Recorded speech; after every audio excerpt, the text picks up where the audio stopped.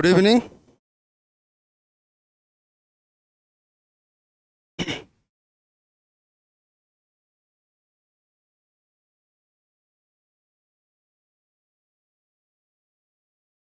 Good evening. आज के इस सेशन में आप सब लोगों का स्वागत है। देखो, आज बहुत इंपॉर्टेंट क्लास हम लोग स्टार्ट करने जा रहे हैं। देखो,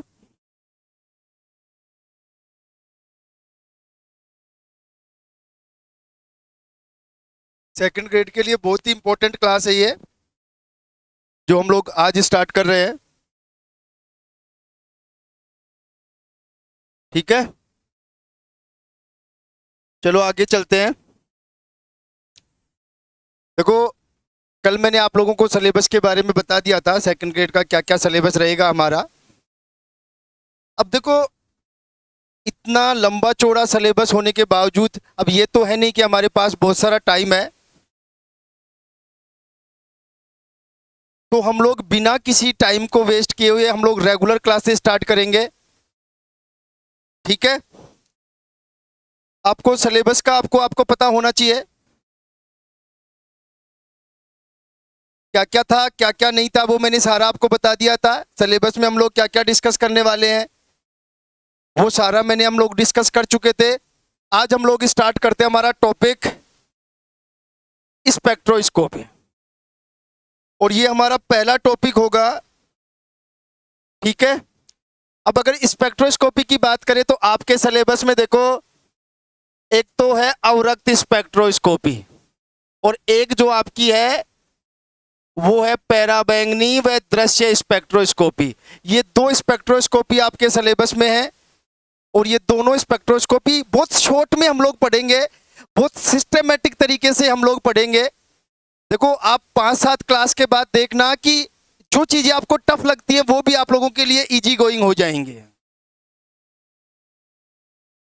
अब देखो, स्टार्ट हमें करना है तो देखो ध्यान से समझो कि पहले तो आपको ये पता होना चाहिए कि स्पेक्ट्रोस्कोपी होती क्या है।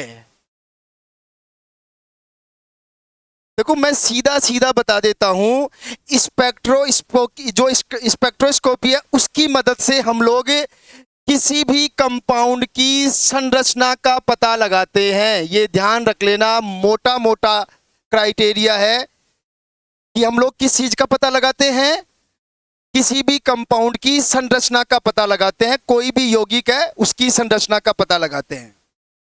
देखो, कहानी क्या है मैं क्लियर बताता हूं आपको स्पेक्ट्रोस्कोपी की। आपको पता है कि जो हमारा मार्केट है, मार्केट में आम के भाव है 100 रुपए किलो, 100 रुपए किलो, और अब आपको मैं दे दूं 1000 रुपए, तो आपको सबको पता है, और आपको कह दूं आप आम लेके आओ, तो आपको सबको पता है कितने आम लेके आओगे, 10 किलो आम लेके आओगे आप लोग। 10 किलो क्या लेके आओगे आप लोग, आम लेके आओगे। जो भी लोग देखो एक बार जुड़ गए हैं वो लोग इसको लाइक करें और शेयर जरूर करें अपने अपने फेसबुक पेज पर। देखो, किसी भी कोचिंग इंस्टीट्यूट में स्टूडेंट का बड़ा इंपॉर्टेंस होता है। स्टूडेंट के चाहने से ही सारी चीजें होती हैं। देखो, ये मैं बता देता हूं, आप लोग जितना एडवर्टाइजमेंट करोगे उतना ही ज्यादा बेनिफिट अपन लोगों को मिलेगा। तो एक बार सब लोग इसे, जो भी जुड़े हुए हैं वो लोग शेयर जरूर करें, इसे अपने स्टेटस पे लगाएं, अपना जो यूट्यूब है उस पे शेयर करें। चलो छोड़ो, बात करते हैं। तो आपको पता है 100 रुपए किलो आम है, तो आप 1000 रुपए के 10 किलो आम लेके आओगे। बस ये कि ये स्पेक्ट्रोस्कोपी है। होता क्या है कि हमें सब कुछ पहले से ही पता है। हमें ये पता है कि कोई भी क्रियात्मक समूह है, कोई भी क्रियात्मक समूह है या कोई भी समूह है, मान लो केमिस्ट्री में, वो जो समूह है वो इतनी एनर्जी का अवशोषण करता है, या इतनी तरंग दैर्घ्य के प्रकाश का अवशोषण करता है, या इतनी आवर्ती के प्रकाश का अवशोषण करता है। और ये हमें पहले से ही पता है कि अगर सपोज मैं आपको कहूं, तरंग दैर्घ्य की बात करूं 200 एनएम कि मैं कह रहा हूं कि 200 एनएम पर एल्कीन का अवशोषण होता है। कोई भी एल्कीन है वो 200 एनएम पर अवशोषण करती है। तो अगर आपको किसी भी कंपाउंड का अवशोषण 200 एनएम पर मिलता है तो आप जान जाओगे कि वो जो कंपाउंड है वो क्या है हमारा, एल्कीन है। बस सिंपल तरीका ध्यान रखना कि हम ये मान के चलते हैं कि हमें पहले से ही पता है कि कौन सा फंक्शनल ग्रुप किस पर अवशोषण करेगा। बस ये कंसेप्ट आप लोगों के माइंड में होना चाहिए। हमें ये पता है कि कोई कंपाउंड या कोई जो क्रियात्मक समूह है वो इतने तरंग दैर्घ्य पर या इतनी आवृत्ति पर अवशोषण करता है, तो हम लोग क्या करेंगे, किसी कंपाउंड का, सपोज आपके पास एक्स कंपाउंड है, इसका हम लोग स्पेक्ट्रम लेंगे और उस स्पेक्ट्रम से आपको पता चला कि इसकी जो पीक आ रही है, इसका जो स्पेक्ट्रम मिल रहा है वो 200 nm पर मिल रहा है। तो आपको पता है 200 nm पर किसका अवशोषण होता है, कौन अवशोषण करता है, एल्कीन। तो आप बता सकते हो इस स्पेक्ट्रम की हेल्प से कि जो कंपाउंड आपको दिया गया है वो क्या है, एल्कीन है। ये सिंपल तरीका मैं आपको बता रहा हूं कि स्पेक्ट्रोस्कोपी क्या है। ये एक सिंपल तरीका, स्पेक्ट्रोस्कोपी की हेल्प से हम लोग किसी भी कंपाउंड में जो है उसकी संरचना का पता लगाते हैं। अब होता क्या है, मैं एक बात और बता दूं कि आपको पता है कि जो स्पेक्ट्रोस्कोपी होती है वो कई प्रकार की होती है, जैसे पैराबैंगनी स्पेक्ट्रोस्कोपी, दृश्य स्पेक्ट्रोस्कोपी, एनएमआर होती है। इन सब के बारे में जानते हो आप लोग। तो जो पर्टिकुलर स्पेक्ट्रोस्कोपी है वो पर्टिकुलर अलग अलग चीजों का पता लगाती है। जैसे आपको आइडिया है, एनएमआर जो है वो नंबर ऑफ हाइड्रोजन का पता लगाता है। जो यूवी स्पेक्ट्रोस्कोपी है, जो यूवी स्पेक्ट्रोस्कोपी है वो सहयुग्मन का पता लगाता है। सहयुग्मन का मतलब उसमें डबल बॉन्ड कितने हैं, ट्रिपल बॉन्ड कितने हैं। ऐसे ही अगर आपके पास अवरक्त स्पेक्ट्रोस्कोपी है तो वो क्रियात्मक समूह के बारे में बताता है कि जो कंपाउंड है उसमें कौन सा क्रियात्मक समूह है, एल्कोहल है कि एल्डिहाइड है कि कीटोन है, एल्कोहल है कि एल्डिहाइड है कि कीटोन है। इसके बारे में किससे पता चलता है, अवरक्त स्पेक्ट्रोस्कोपी से। अब इन सारी स्पेक्ट्रोस्कोपी को जब एक साथ यूज करते हैं, सारों को एक साथ, एनएमआर को, यूवी को, आईआर को जब एक साथ यूज करेंगे तो हम लोग जो है उस कंपाउंड का या जो भी यौगिक हमें दिया गया है उसकी संरचना का पता लगा लेंगे। इसमें इतने हाइड्रोजन है, इतने कार्बन है, इतने डबल बॉन्ड है। तो कुल मिला के बात यह है कि जो स्पेक्ट्रोस्कोपी है उसका जो मेन पर्पज है वो किसी भी कंपाउंड की संरचना का निर्धारण करना है। पहले समझ लो आप लोग पहली लाइन कि स्पेक्ट्रोस्कोपी हम लोग क्यों पढ़ते हैं, कि किसी भी कंपाउंड की संरचना का पता लगाने के लिए हम लोग स्पेक्ट्रोस्कोपी पढ़ते हैं। क्या पढ़ते हैं हम लोग, स्पेक्ट्रोस्कोपी पढ़ते हैं। अब देखो आगे चलते हैं, अब काम की बातें स्टार्ट करते हैं हम लोग। अब देखो सबसे पहले अगर आप स्पेक्ट्रोस्कोपी को समझना चाहते हो तो आपको कुछ चीजें पता होनी चाहिए। कुछ चीजों में देखो मैं फटाफट बताता हूं। देखो एक तो आपको पता होना चाहिए विद्युत चुंबकीय स्पेक्ट्रम। देखो विद्युत चुंबकीय स्पेक्ट्रम क्या होता है मैं बता देता हूं कि जो सूर्य से जो लाइट आती है उसका एक पूरा स्पेक्ट्रम होता है। इस तरह का एक पूरा स्पेक्ट्रम होता है जिसे कहते हैं विद्युत चुंबकीय स्पेक्ट्रम। देखो समझो आप लोग, एक एक लाइन को समझने की कोशिश करना, तब जाके चीजें समझ में आएंगी आप लोगों को। तो ये कहानी किसकी है, विद्युत चुंबकीय स्पेक्ट्रम की। देखो अब आपको पता है कि जो सूर्य से जो लाइट आती है उसी के स्पेक्ट्रम को हम लोग विद्युत चुंबकीय स्पेक्ट्रम बोलते हैं। अब देखो दूसरी चीज, आप एक एक लाइन समझना। आपको सबको पता है कि जो सूर्य से लाइट आती है वो क्वांटा या फोटोन के रूप में आती है, या फोटोन के रूप में आती है। मतलब दूसरी चीज, एक और चीज पता है कि जो तरंग है, जो सूर्य से जो लाइट आती है उसकी जो तरंगे हैं उनकी नेचर दो तरह की होती है। मतलब एक तरह से वो तरंग प्रकृति के भी हो सकते हैं और एक वो कणीय प्रकृति भी हो सकती है। ठीक है, तो कुल मिला के बात यहां पे है कि जो तरंगे आती हैं, अब आपको सबसे पहले ये समझना है कि वो तरंग क्या होती है। और देखो तरंग को समझने के लिए आपको क्या करना है, अच्छी तरह से समझ लेना। एक जनरल तरंग हम लोग बनाते हैं, ध्यान से समझना अच्छी तरह से। सपोज ये एक तरंग मैंने बना दिया, वेव जिसे हम लोग बोलते हैं, और ये इस टाइप से ये वेव्स होती है, ध्यान रख लेना। ये क्या होती है, वेव्स होती है। देखो यहाँ पे जो इम्पोर्टेंट बात है समझने वाली, वो आपको सबको पता है कि जो तरंग होती है वो दो क्षेत्रों से मिलकर के बनी होती है, एक चुंबकीय क्षेत्र और एक विद्युत क्षेत्र। ठीक है।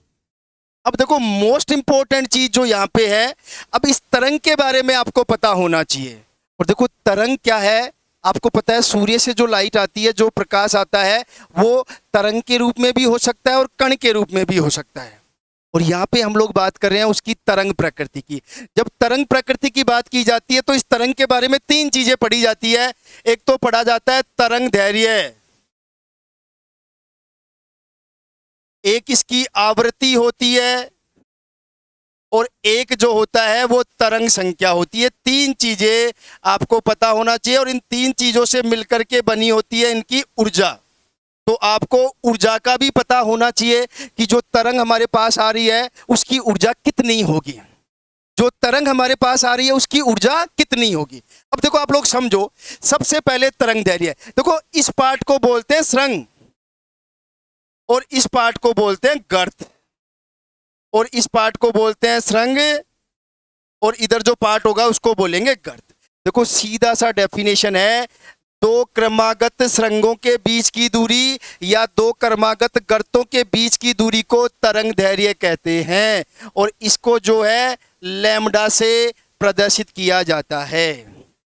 पहली चीज क्या बोला है मैंने, दो क्रमागत स्रंगों के बीच की दूरी या दो क्रमागत गर्तों के बीच की दूरी को तरंग दैर्घ्य कहते हैं। देखो ये चैप्टर आपको बहुत अच्छे से समझना है। फिजिक्स की 3 यूनिट, फिजिक्स की 3 नहीं, लगभग 7 यूनिट है। 7 यूनिट फिजिक्स की ऐसी है जिसको समझने के लिए ये सारा पता होना चाहिए आप लोगों को। अच्छी तरह से मेरी बात समझ लेना, फिजिक्स की 7 यूनिट ऐसी है जिसको समझने के लिए ये सारी चीजें पता होना चाहिए आप लोगों को। तो पहली चीज समझ में आ गई, तरंग दैर्घ्य क्या होता है, दो क्रमागत स्रंगों या गर्तों के बीच की दूरी को तरंग दैर्घ्य कहते हैं, पहली चीज। दूसरी हम लोग बात करते हैं आवृत्ति। देखो आवृत्ति का मतलब क्या है कि कोई भी बिंदु ले लो, उस बिंदु से 1 सेकंड में जितने तरंग दैर्घ्य गुजरते हैं उसे बोलते हैं आवृत्ति।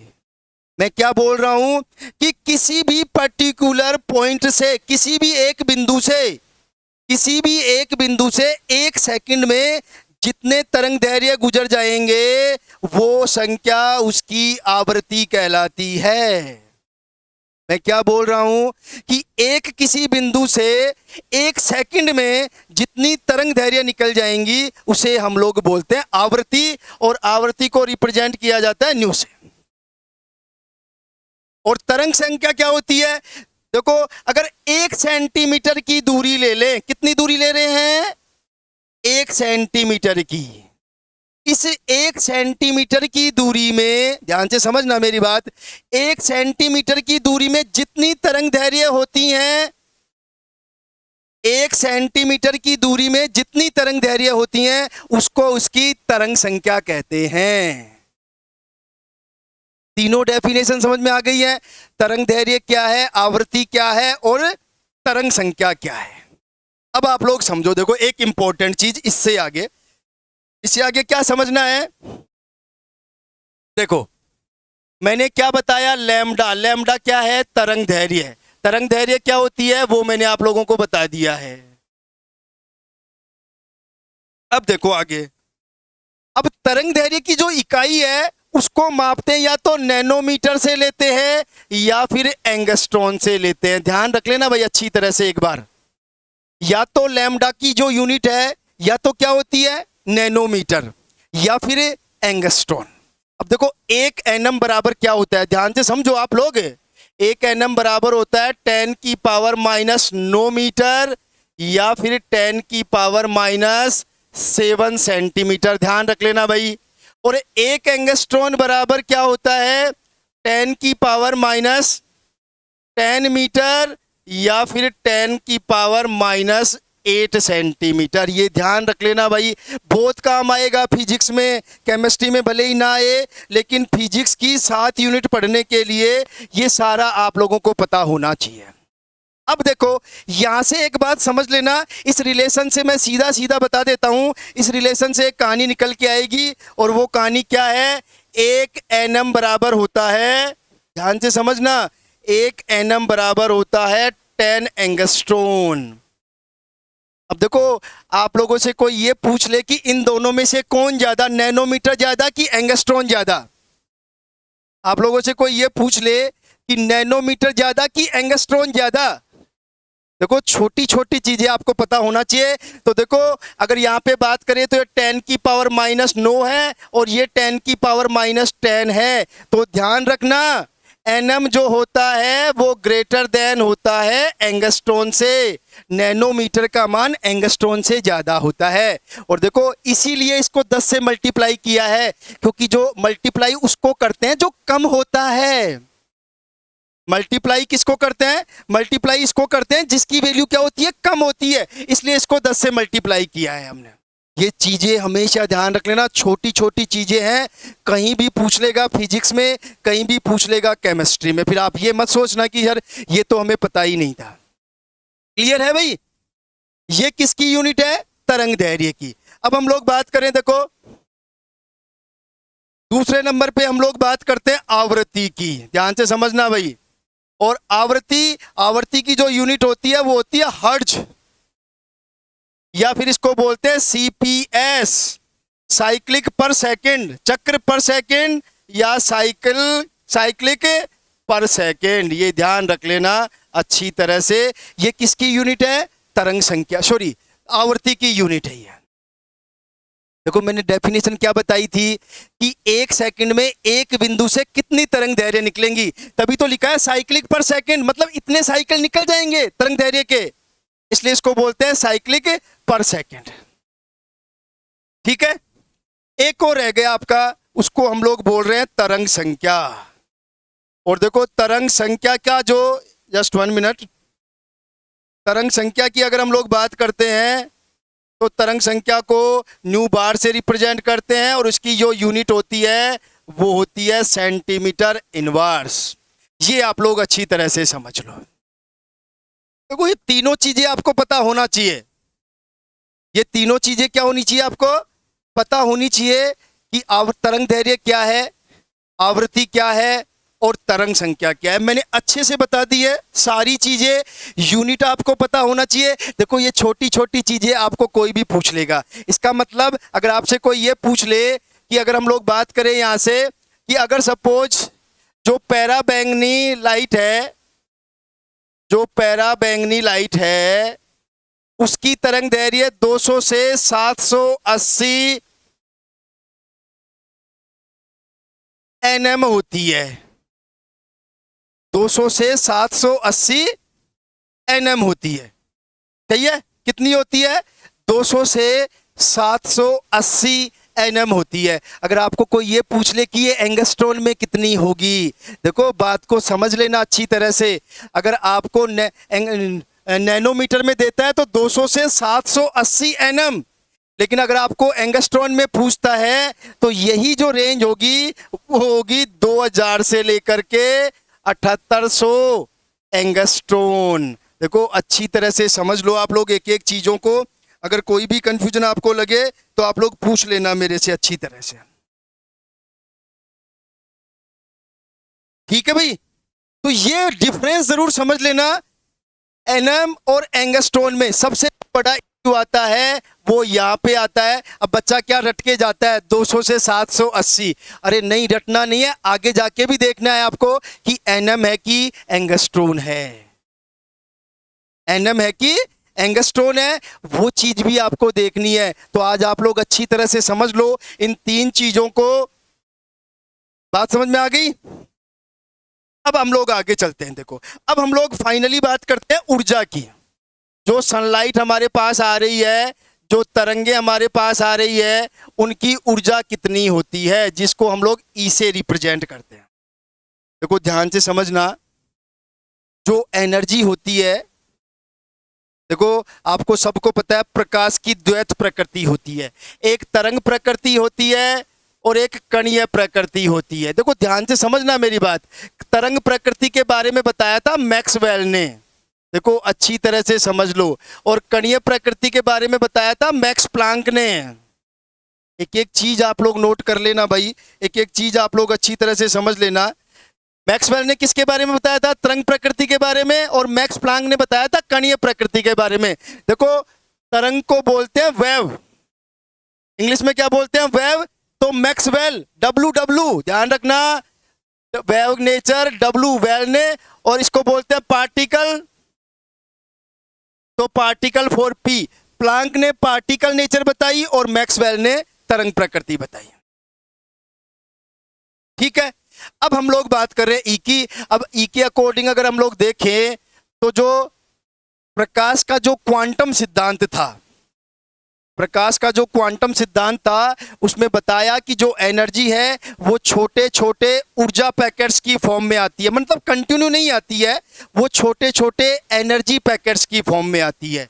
और उस एक छोटे एनर्जी पैकेट्स को हम लोग ये कह सकते हैं कि जो एनर्जी आ रही है वो छोटे छोटे बंडल्स के रूप में आती है, ऐसे ऐसे आती है, ऐसे मतलब कंटिन्यू नहीं आती, छोटे छोटे एनर्जी पैकेट्स के रूप में आती है। और ये जो छोटे छोटे एनर्जी पैकेट्स होते हैं इन्हीं को हम लोग बोलते हैं क्वांटा या फोटोन। ये ध्यान रख लेना, क्या बोलते हैं इसको? क्वांटा या फोटोन। क्या होता है क्वांटा या फोटोन? अब एक चीज और, इन सब जो एनर्जी पैकेट्स हैं इन सब की एनर्जी फिक्स होती है और सब की एनर्जी सेम होती है। और सेम एनर्जी कितनी होती है? H new. तो ध्यान रखना, अगर आपसे कभी भी कोई ये पूछ ले कि एक क्वांटा या फोटोन की एनर्जी कितनी होती है, तो ध्यान रखना आपको एक क्वांटा या फोटोन की जो ऊर्जा है वो एच न्यू बता के आनी है। ये सबसे इंपॉर्टेंट है। इनको क्वांटा क्यों बोलते हैं? क्योंकि प्रत्येक क्वांटा की एनर्जी फिक्स है। मींस हम लोग ये कह सकते हैं कि जो एनर्जी पैकेट्स है उनके बीच का ऊर्जा अंतराल हमेशा सेम रहता है, इसलिए उनको तभी तो आप लोगों ने पढ़ा होगा बहुत जगह, आप एक वर्ड पढ़ते हो क्वांटीकृत होना। क्या पढ़ते हो आप लोग? क्वांटीकृत होने का मतलब ये है कि जो भी संख्याएं हैं उनके बीच का जो डिफरेंस होता है, जो अंतर होता है वो हमेशा सेम होता है। किन्हीं भी संख्याओं के क्वांटीकृत होने का मतलब ये होता है कि उनके बीच का जो डिफरेंस है, जो अंतर है वो हमेशा सेम रहेगा। जैसे आपसे कोई ये पूछ ले कि 1 2 3 4 5 6 ये संख्या क्वांटीकृत है। क्वांटीकृत इसलिए है क्योंकि इन सब के बीच का डिफरेंस सेम है। इन सब के बीच का डिफरेंस कितना है? हमेशा 1 है। तो कोई भी संख्याएं जिनके बीच का जो डिफरेंस है वो हमेशा अगर सेम रहे तो उनको हम लोग बोलते हैं क्वांटीकृत। और जो क्वांटीकृत शब्द है वो यहीं से आया, क्वांटा से आया है, क्योंकि क्वांटा जो होते हैं उनके बीच का उन सब की एनर्जी सेम होती है। मतलब ये भी कह सकते हैं कि उनके बीच का जो डिफरेंस है वो सेम होता है, इसलिए इनको बोलते हैं क्वांटा। और क्वांटा से बना है क्वांटीकृत। और क्वांटीकृत का मतलब समझ में आ गया अब आप लोगों को कि जो डिफरेंस होगा वो हमेशा क्या होगा? बिल्कुल सेम होगा। अब हम लोग बात कर रहे हैं एनर्जी की। देखो एनर्जी में क्या है, देखो अब देखो बहुत सारी चीजें मैंने बता दी, एक एक चीज को आप लोग नोट कर लेना, बहुत इंपॉर्टेंट चीजें हैं। देखो एनर्जी जो दी जाती है वो लिखी जाती है E बराबर एच न्यू। देखो एस तो आपको पता ही है, प्लांक कांस्टेंट। अब आपसे कोई ये पूछ ले कि प्रकाश का क्वांटम सिद्धांत किसने दिया, प्रकाश का क्वांटम सिद्धांत किसने दिया, तो अब आपको समझ में आ जानी चाहिए बात है। क्योंकि जो प्रकाश का क्वांटम सिद्धांत है उसके अकॉर्डिंग एच न्यू और एच प्लांक कांस्टेंट है। तो ध्यान रखना प्रकाश का जो क्वांटम सिद्धांत है वो किसने दिया? वो प्लांक ने दिया। याद करने की जरूरत नहीं है, सीधी सीधी चीजें हैं, समझ जाओ आप लोग। ठीक है भाई, अब आगे चलते हैं। देखो तो E बराबर एच न्यू, यहां पे एच प्लांक कांस्टेंट है, न्यू जो है वो आवृत्ति है। जो तरंगे हमारे पास आ रही हैं उनकी क्या है? वो आवृत्ति है। दो चीजें हो गई। अब देखो आपको सबको पता है कि प्रकाश का वेग कितना होता है, प्रकाश का वेग कितना होता है? चलो रिप्लाई करो आप लोग। अब वो मत बताना 2.1 इंटू 10 की पावर 10 8, ये मत बताना आप लोग। मैं बताता हूं प्रकाश का वेग कितना होता है। प्रकाश का जो वेग होता है वो उसकी तरंग दैर्घ्य और लैम्डा के गुणनफल के बराबर होता है। उसकी आवृत्ति और उसके तरंग दैर्घ्य के गुणनफल के बराबर होता है। इसीलिए तो प्रकाश का वेग कांस्टेंट होता है, क्योंकि अगर आवृत्ति बढ़ेगी तो लैम्डा घटेगा, और अगर लैम्डा बढ़ेगा तो आवृत्ति घटेगी। ध्यान से समझो। इसीलिए प्रकाश का वेग क्या होता है? कांस्टेंट। क्योंकि जो प्रकाश का वेग होता है वो उसकी आवृत्ति और तरंग दैर्घ्य के गुणनफल के बराबर होता है। वो उसकी आवृत्ति और उसके तरंग दैर्घ्य के गुणनफल के बराबर होता है। इसलिए अगर आवृत्ति को बढ़ाएंगे तो तरंग दैर्घ्य कम हो जाएगी, तरंग दैर्घ्य को बढ़ाएंगे तो आवृत्ति क्या हो जाएगी? कम हो जाएगी। ठीक है। अब देखो, तो यहां पे हम लोग क्या ले सकते हैं? अगर C बराबर, तो न्यू बराबर क्या आएगा? C upon lambda. अब देखो इस न्यू की वैल्यू यहां रखेंगे तो आपका E बराबर हो जाएगा HC अपॉन लैम्डा। सही है। और देखो सबको पता है 1 अपॉन लैम्डा बराबर होता है न्यू बार तरंग संख्या। देखो तभी तो मैंने कहा था आपको अभी, इसका मतलब अगर ये वैल्यू यहां पे रखेंगे तो E बराबर आ जाएगा HC न्यू बार। अब देखो आप लोगों के पास 3 इक्वेशन आ गई हैं, और 3 इक्वेशन आपको हमेशा ध्यान रखनी है। This is very very important equation. क्या ध्यान रखना है? अब देखो समझना अच्छी तरह से। Energy is directly proportional to आवृत्ति, इसके अकॉर्डिंग ध्यान रख लेना। ई जो है आवृत्ति के समानुपाती होती है। मीन्स आवृत्ति जितनी ज्यादा होगी ऊर्जा भी उतनी ही ज्यादा होगी। जो सनलाइट हमारे पास आ रही है उसकी आवृत्ति जितनी ज्यादा होगी उसकी ऊर्जा भी उतनी ही ज्यादा होगी। दूसरा रिलेशन है E is directly proportional to nu bar. मतलब किसी तरंग की तरंग दैर्घ्य जितनी ज्यादा होगी, मतलब ऊर्जा जो है वो तरंग संख्या के भी समानुपाती होती है। इसका मतलब क्या हुआ कि किसी तरंग का तरंग संख्या जितना ज्यादा होगा उसकी एनर्जी भी उतनी ही ज्यादा होगी। और लास्ट वाला जो कंसेप्ट है वो ध्यान रख लेना, ई इज व्युत्क्रमानुपाती होती है लैम्डा के। मीन्स हम लोग ये कह सकते हैं कि आवृत्ति जितनी ज्यादा होगी ऊर्जा उतनी ही कम होगी, और ऊर्जा जितनी ज्यादा होगी उसकी आवृत्ति उतनी ही कम होगी। ये सारी चीजें आप लोगों को अच्छी तरह से पता होना चाहिए। देखो एक एक चीजों को आप लोग समझ लो। ये क्लास आपको फिजिक्स में बहुत कुछ सिखा के जाएगी, ये मेरी गारंटी है। भले ही केमिस्ट्री में आपको कम सिखाए लेकिन फिजिक्स में बहुत कुछ सिखाएगी ये क्लास आपको, ये मान के चलना आप लोग। ठीक है।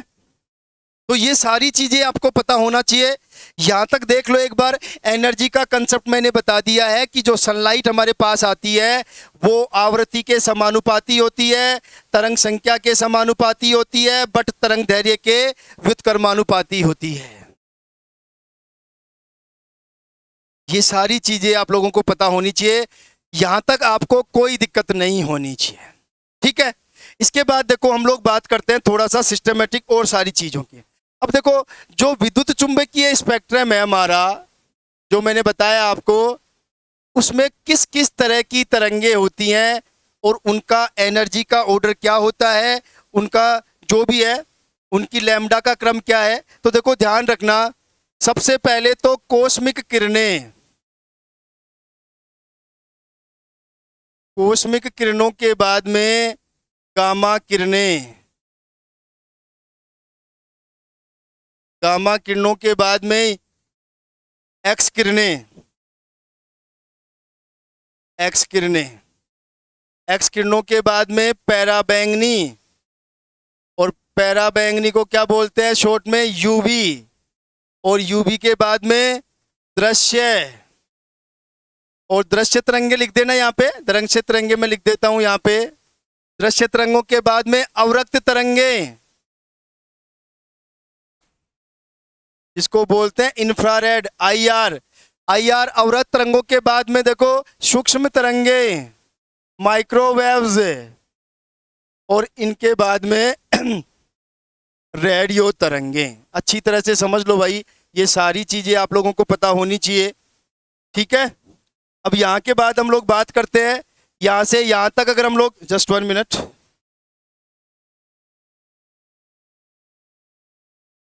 अगर यहाँ से यहाँ तक हम लोग जाते हैं, अगर हम लोग यहाँ से यहाँ तक जाते हैं, अगर हम लोग यहाँ से यहाँ तक जाते हैं, और अगर हम लोग यहाँ से यहाँ तक जाते हैं, देखो अब ध्यान से समझ लेना, 4 चीजें आपको पता होनी चाहिए।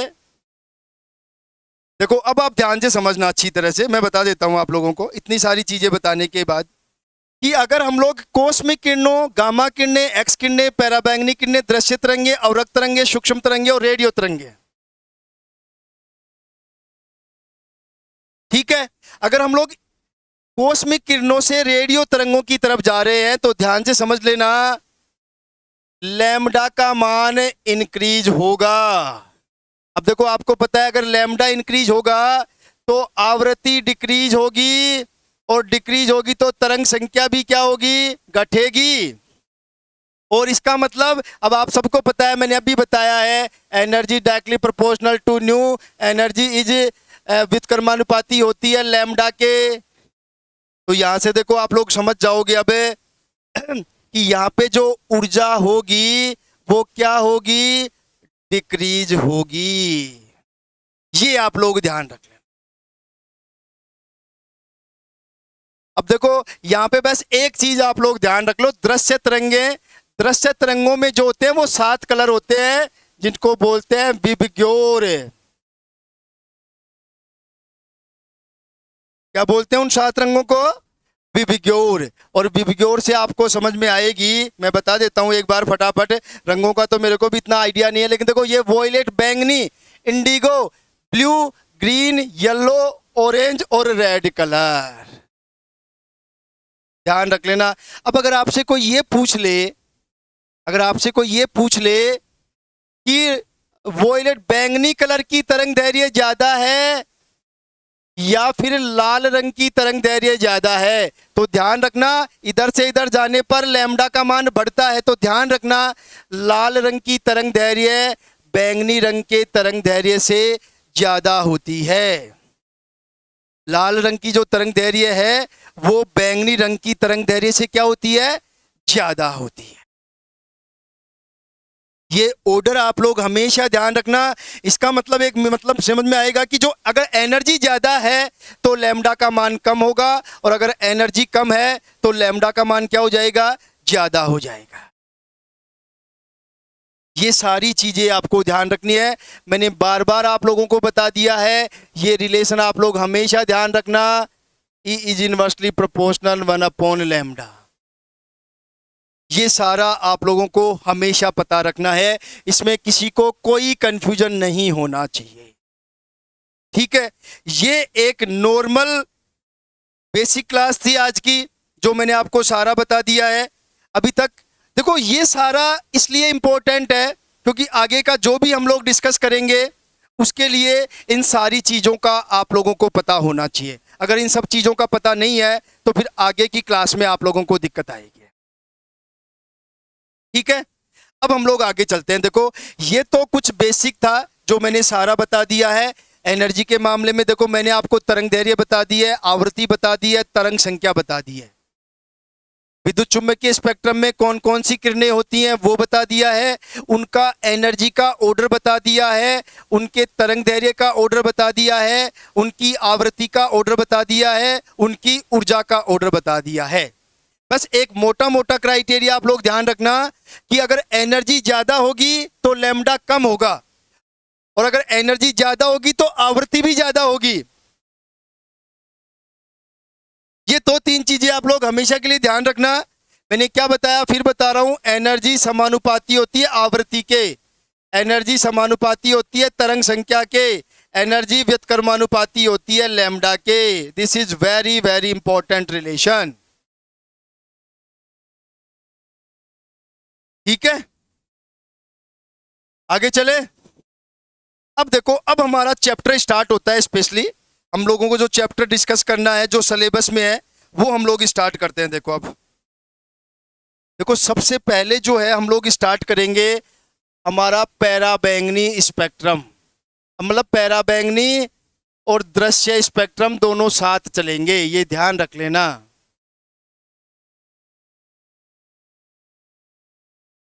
ये बात आप लोग अच्छी तरह से समझ लो। कौन से स्पेक्ट्रम की बात करेंगे हम लोग? पैराबैंगनी और दृश्य स्पेक्ट्रम के।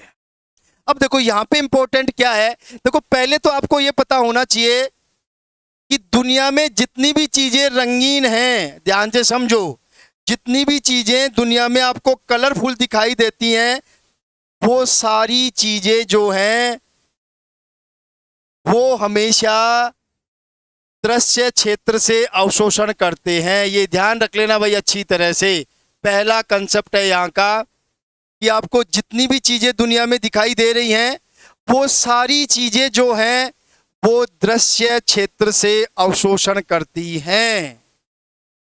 कौन से क्षेत्र से अवशोषण करती है? वो दृश्य क्षेत्र से अवशोषण करती हैं। अगर वो पैराबैंगनी से कर रही हैं, वो अवरक्त क्षेत्र से कर रही है, तो वो हमें दिखाई नहीं देंगी। मीन्स हम लोग मोटा मोटा क्राइटेरिया ये बोल सकते हैं कि जितनी भी चीजें हमें दिखाई देती हैं वो सारी की सारी चीजें दृश्य क्षेत्र से अवशोषण करती हैं, पहली चीज। दूसरा इंपॉर्टेंट चीज कि विद्युत चुंबकीय स्पेक्ट्रम में इनकी स्थिति क्या है, तो विद्युत चुंबकीय स्पेक्ट्रम में इनकी स्थिति 200 से लेकर के 780 एनएम तक, नैनोमीटर तक।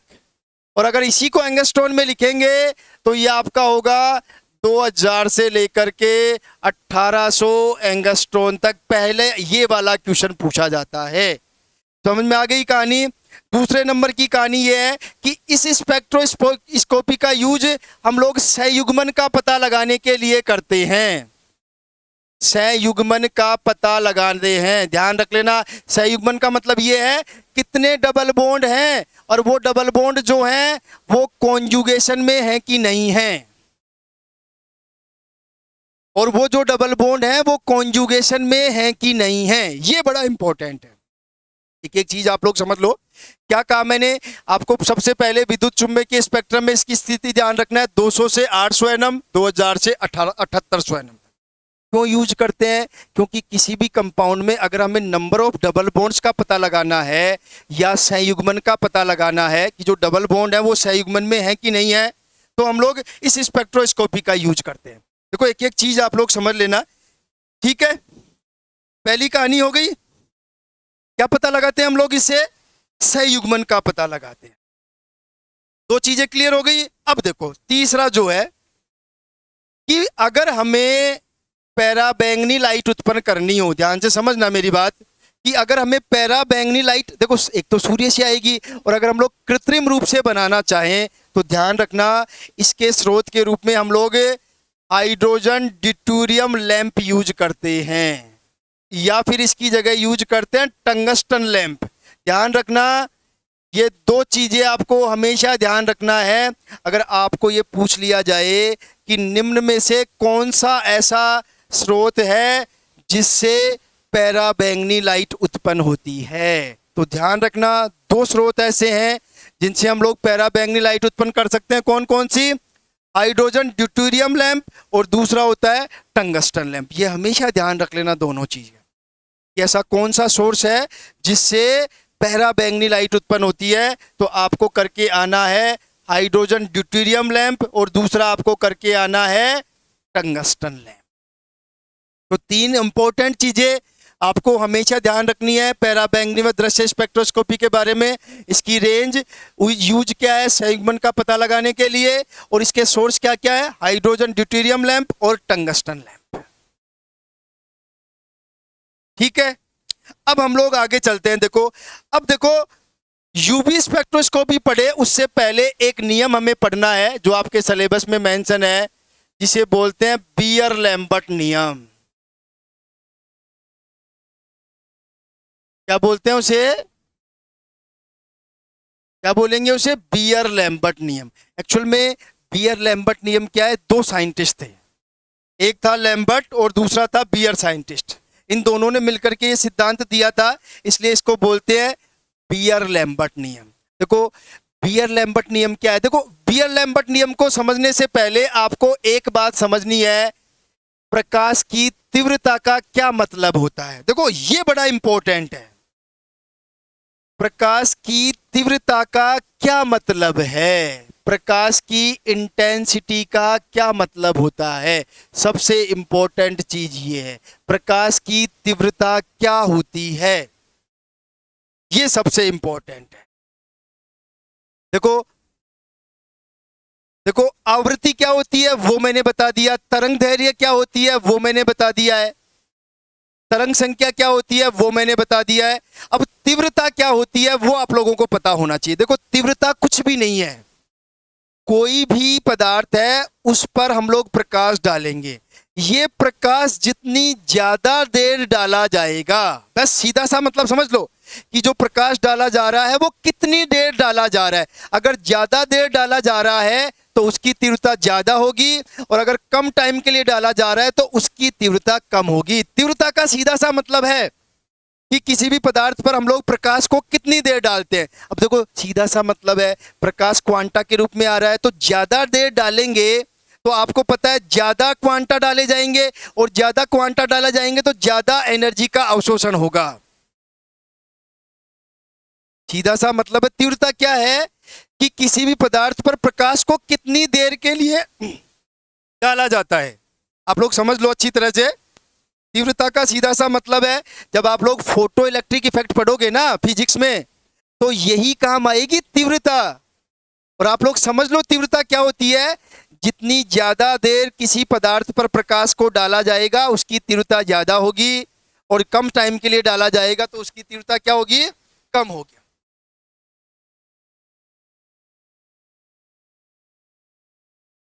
ठीक है भाई, अब देखो आगे चलते हैं।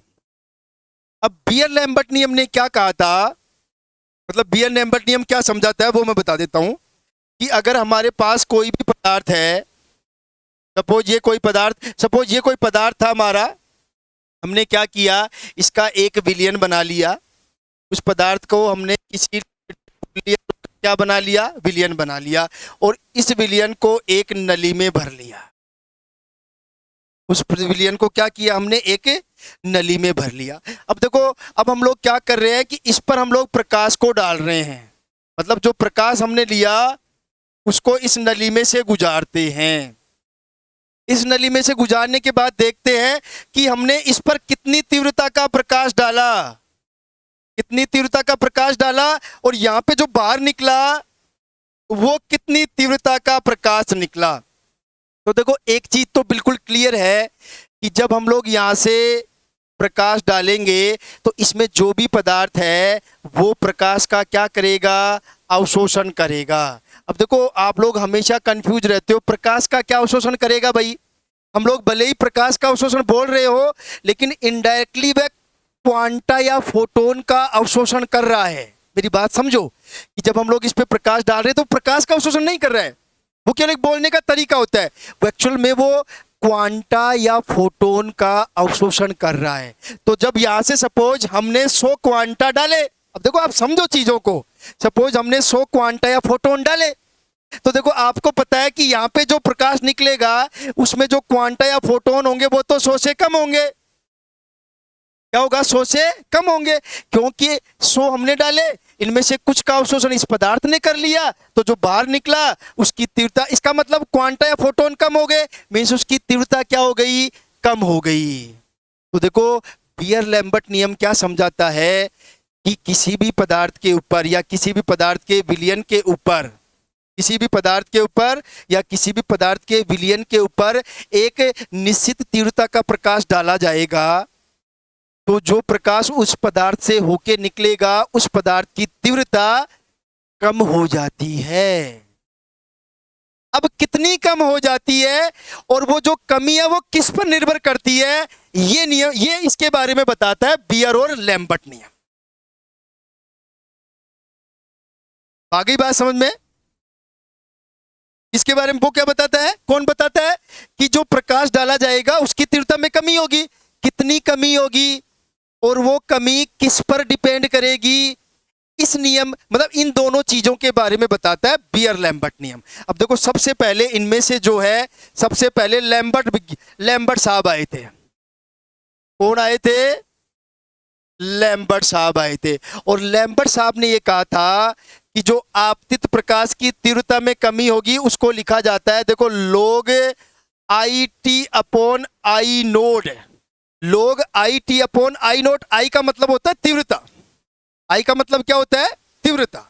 और टी का मतलब है किसी समय टी पर तीव्रता, और आई का नोट का मतलब है शुरुआत में तीव्रता। मतलब मैं ये कह सकता हूं आई टी बराबर टी समय पर तीव्रता, टी समय पर तीव्रता, ध्यान से समझ लो भाई। और आई नोट बराबर शुरुआत में या प्रारंभ में तीव्रता, शुरुआत में तीव्रता। तो log I T upon I naught, इन दोनों का जो अनुपात है वो तीव्रता में कमी को प्रदर्शित करता है।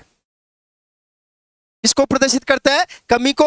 तो उसने बताया, सबसे पहले लैम्बर्ट ने बताया कि log I T upon I note, ये जो है वो तीव्रता में कमी को, और ये जो है वो डायरेक्टली प्रोपोर्शनल होता है x, और ये जो x है वो ये मान के चलो इस नली की लंबाई है। क्या है? नली की लंबाई है। मीन्स हम लोग ये कह सकते हैं कि जो पदार्थ है उसकी लंबाई है। और यहां पे देखो, आप सबको पता है कि जब हम लोग इस प्रोपोर्शनल को हटाते हैं, समानुपाती को हटाते हैं, तो यहाँ पे एक स्थिरांक आता है, तो हम लोग लिखेंगे log I T upon I note बराबर माइनस ए एक्स। ये ध्यान रख लेना, ये नियम जो है वो लैम्बर्ट का नियम है। तो लैम्बर्ट का नियम क्या कहता है? देखो यहां से समझो, लैम्बर्ट का नियम ये कहता है कि जो आपतित प्रकाश की तीव्रता में कमी होगी वो उस पदार्थ की मोटाई या उस पदार्थ की लंबाई पर निर्भर करता है। बियर लैम्बर्ट नियम में पहले लैम्बर्ट आया, और लैम्बर्ट ने क्या बताया, ध्यान से समझ लो। लैम्बर्ट ने क्या कहा कि जो प्रकाश हमने डाला है उसकी तीव्रता में जो कमी है, जो कमी हो रही है, और देखो यहाँ पे जो नेगेटिव चिन्ह लगाया है वो कमी को प्रदर्शित करता है। पहली चीज ये समझो आप लोग, जो नेगेटिव साइन लगाया है वो किसको प्रदर्शित करता है? कमी को। नेगेटिव का मतलब कमी हो रही है। और वो जो ये जो ए है वो एक नियतांक है। क्या है? एक नियतांक है। और ये x जो है वो पदार्थ की मोटाई मान लो आप, तो मोटा मोटा क्राइटेरिया ये है पदार्थ की मोटाई। मतलब सीधी सी बात है कि पदार्थ जितना ज्यादा मोटा लेंगे, डाले जाने वाले प्रकाश की तीव्रता उतनी ही कम होगी। अब देखो, उसके बाद में आया बियर। उसके बाद में बियर नामक वैज्ञानिक आया, उसने बताया कि लैम्बर्ट साहब है ना थोड़ी सी मिस्टेक कर रहे हैं। तो उसने कहा कि लैम्बर्ट साहब ये कह रहे हैं कि जो आपतित प्रकाश की तीव्रता में कमी होगी, कौन सी? log I T upon I note जो होगा वो लैम्बर्ट साहब ने क्या बताया? उसकी मोटाई। और फिर बियर ने क्या कहा कि वो मोटाई पे तो निर्भर करता ही है, इसके अलावा उस पदार्थ का जो विलयन हमने बनाया है उस विलयन की सांद्रता पर भी निर्भर करता है। आ गई बात समझ में? बियर ने क्या कहा कि लैम्बर्ट ने यह बताया है कि आपतित प्रकाश की तीव्रता में जो कमी है वो पदार्थ की मोटाई के ऊपर निर्भर करती है। मोटाई जितनी ज्यादा होगी तीव्रता में कमी भी उतनी ज्यादा होगी। तो बोले मोटाई पे तो निर्भर करता ही है, उसके अलावा जो पदार्थ था हमारे पास, ठीक है, उस पदार्थ का जो विलयन बनाया है उस विलयन की सांद्रता पर भी निर्भर करती है। तो इन्होंने बताया कि log I T upon I note समानुपाती सी एक्स। अब यहां पे जो सी आ गया है वो सांद्रता को प्रदर्शित करता है, और सांद्रता जो ली जाती है वो ग्राम पर मोल में ली जाती है। ये ध्यान रख लेना आप लोग, ठीक है? ग्राम पर ग्राम मोल पर लीटर वगैरह, जो भी मोल निकालने के बाद की बात है, सांद्रता वाली कहानी है, ठीक है? ग्रामों में ले लो, मोल में ले लो, मतलब ग्राम पर लीटर ले लो, मोल पर लीटर ले लो, वो एक सांद्रता की यूनिट होती है, ठीक है?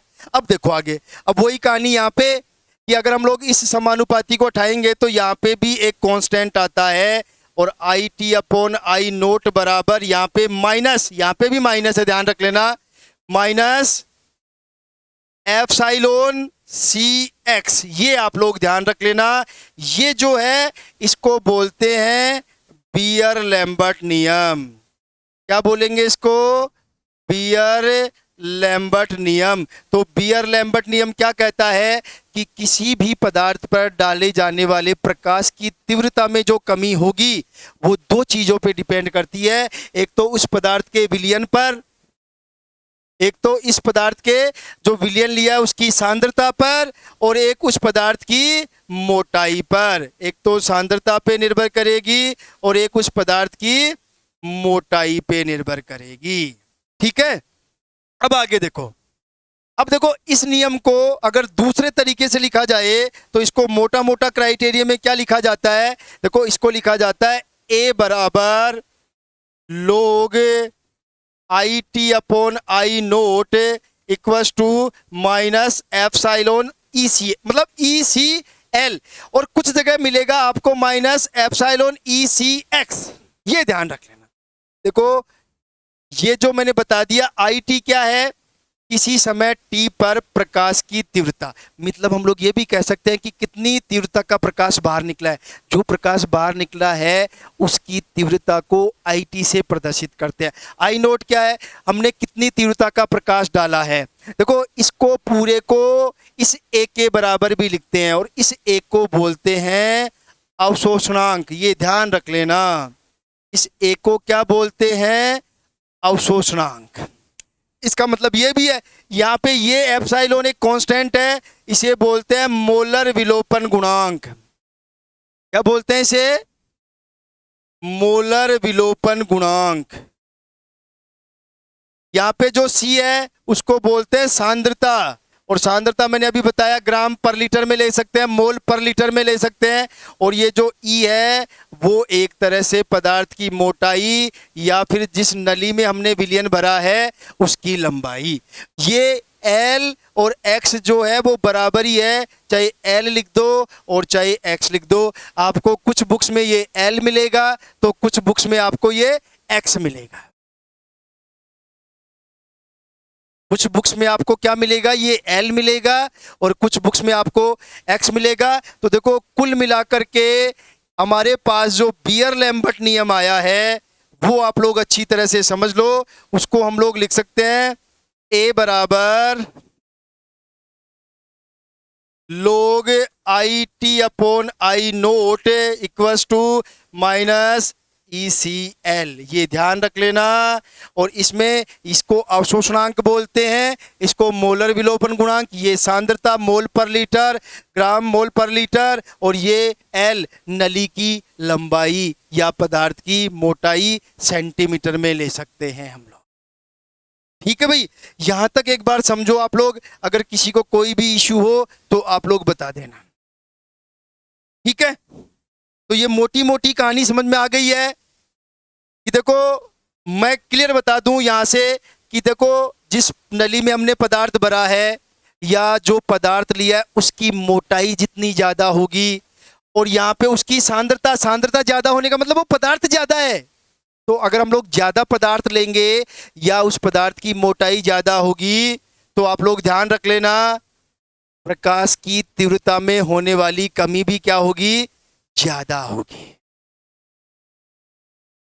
आ गई बात समझ में? ये बिल्कुल सिंपल तरीके से मैंने आप लोगों को बियर लैम्बर्ट नियम बता दिया है। ये पूरी जो कहानी है वो बियर लैम्बर्ट नियम की है। बी लैम्बर्ट ने क्या बताया था, बियर ने क्या बताया है, वो सारी कहानी आप लोग समझ लो। ठीक है, अब देखो इस नियम की कुछ कमियां भी हैं, मतलब हम लोग ये कह सकते हैं कुछ कंडीशंस है इस नियम की कि ये नियम कब लागू होगा या कब लागू नहीं होगा। तो देखो तीन चीजें आप लोग ध्यान रख लेना। विलयन हमेशा तनु होना चाहिए, मतलब जो बियर लैम्बर्ट नियम है वो केवल तनु विलयनों पर ही लागू होता है। जो सांद्र विलयन होते हैं उन पर बियर लैम्बर्ट नियम लागू नहीं होता है। दूसरा आपको ये ध्यान रखना चाहिए कि अगर जब हम लोग एक्सपेरिमेंट या प्रयोग कर रहे हो तो ताप का मान नियत होना चाहिए। ताप का मान क्या होना चाहिए? नियत होना चाहिए। क्या होना चाहिए? ताप का मान, ताप का मान नियत होना चाहिए। और तीसरा आप लोग ध्यान रख लेना कि अगर जब हम लोग कभी एक्सपेरिमेंट करें ऐसा तो ध्यान रखना जो विलेय और विलायक है उनके बीच में कोई रासायनिक क्रिया नहीं होनी चाहिए। ये तीन नियम, ये तीन कंडीशंस हैं जिन पर बियर लैम्बर्ट नियम लागू होता है कि केवल तनु विलयनों पर बियर लैम्बर्ट नियम लागू होता है। जब हम लोग प्रयोग कर रहे हो तब ताप का मान क्या होना चाहिए? नियत होना चाहिए, कांस्टेंट होना चाहिए। और तीसरा, जो विलेय और विलायक है उनकी आपस में क्रिया नहीं होनी चाहिए। ये तीन कंडीशंस हैं, आप लोग समझ लो बियर लैम्बर्ट नियम अच्छी तरह से। अगर किसी को कोई भी इश्यू हो बियर लैम्बर्ट नियम में तो आप लोग पूछ सकते हो। जितने भी लोग जुड़े हुए हैं एक बार वीडियो को लाइक और सब्सक्राइब जरूर कर ले। और सब्सक्राइब क्या, एक बार इसे शेयर जरूर करें आप लोग। अरे खुद का भला नहीं तो क्या पता दूसरों का भला हो जाए, और उनका भला करने से क्या पता हमारा भला हो जाए। ठीक है, तो ये सारी कहानी तो देखो आपका पहला पॉइंट खत्म हो गया है जिसे हम लोग बोल रहे हैं बियर लैम्बर्ट नियम। क्या बोला है मैंने? बियर लैम्बर्ट नियम। ठीक है, आगे चलते हैं। देखो आगे की कहानी क्या है।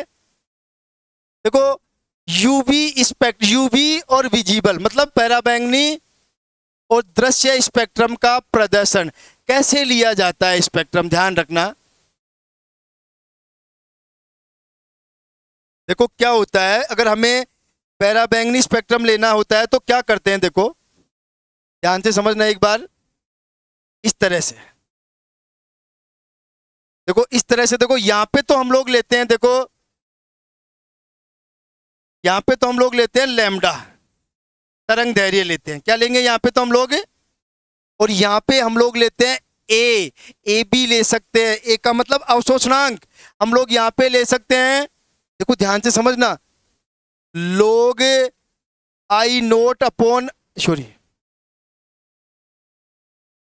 आई टी अपॉन आई नोट, या फिर हम लोग ले सकते हैं ए हो गया, या हम लोग ले सकते हैं ई एप्सिलॉन एल, ये भी लिख सकते हैं। यहाँ पे देखो सारा कुछ पता होना चाहिए। अगर हिंदी में लिखें तो यहाँ पे हम लोग, इसको तो रहने दो, खैर इसका कोई ज़्यादा मतलब नहीं है, इसकी जगह आप लोग लिख लो अवशोषणांक भी लिख सकते हैं। यहाँ पे देखो ये बड़ा इंपॉर्टेंट कंसेप्ट है अवशोषणांक। आपसे कई बार पूछ लेगा कि जो यूवी और विजिबल स्पेक्ट्रोस्कोपी है उसमें जो हम लोग स्पेक्ट्रम बनाते हैं, जो ग्राफ लेते हैं, वो किस किस के बीच लेते हैं। तो ध्यान रखना अवशोषणांक और लैम्डा के बीच में लेते हैं। और फिर जब ग्राफ लेते हैं तो कुछ इस तरह का ग्राफ मिलता है, ध्यान रख लेना।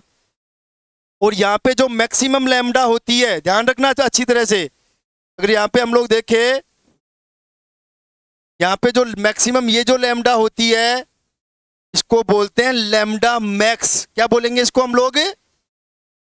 इसको बोलते हैं लैम्डा मैक्स। बोलते हैं इसको लैम्डा मैक्स। पहले बढ़ेगी फिर ये। अब देखो हमने किया क्या था कि यहाँ पे तो ECl है ना, ये वाला पार्ट। तो देखो समझो आप लोग अच्छी तरह से, एक एक लाइन एक बार समझ लो आप लोग।